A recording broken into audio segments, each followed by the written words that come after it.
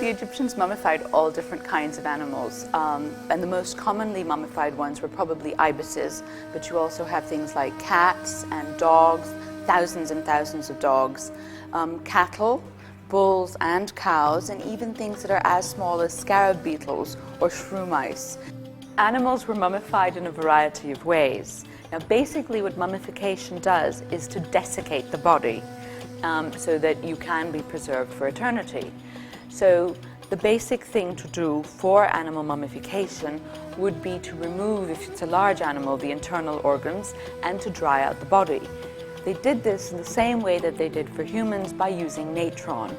Natron is a combination of salt and baking soda, which is found naturally precipitated in the Wadi Natrun as well as in some other parts of Egypt.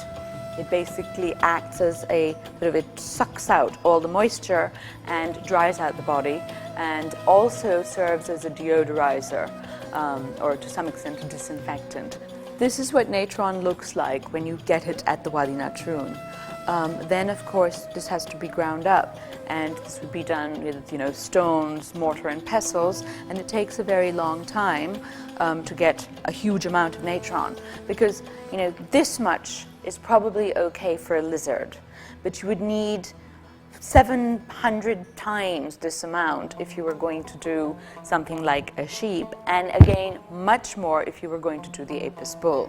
Once the body is dried, it is covered with, it was sort of cleaned off, sometimes oils are applied to it, and then it is wrapped up, and often, probably for some animals, certainly the apis bull, the priests would have a very elaborate time reciting prayers, burning incense during this wrapping period. The wrapping would be done using linen bandages.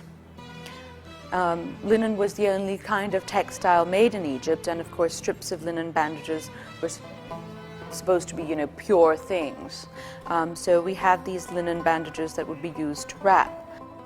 As there is very little written about the mummification process, and there are really no real depictions of it on tomb walls or anywhere else, the best way to try and understand the ins and outs of mummification is actually by experimental work. And to understand how animals were mummified, I used experimental archaeology and mummified some rabbits.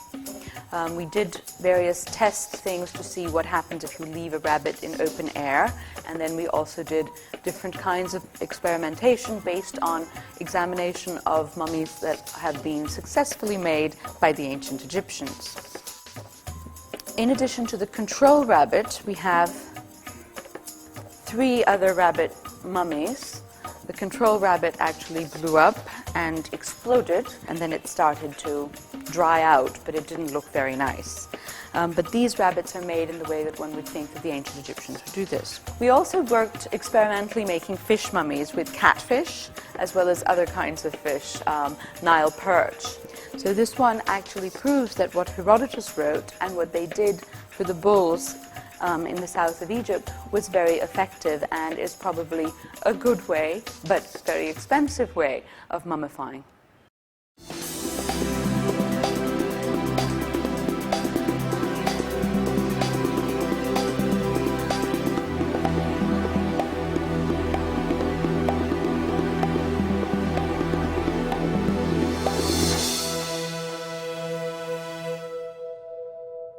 We also worked experimentally making fish mummies with catfish, as well as other kinds of fish, Nile perch.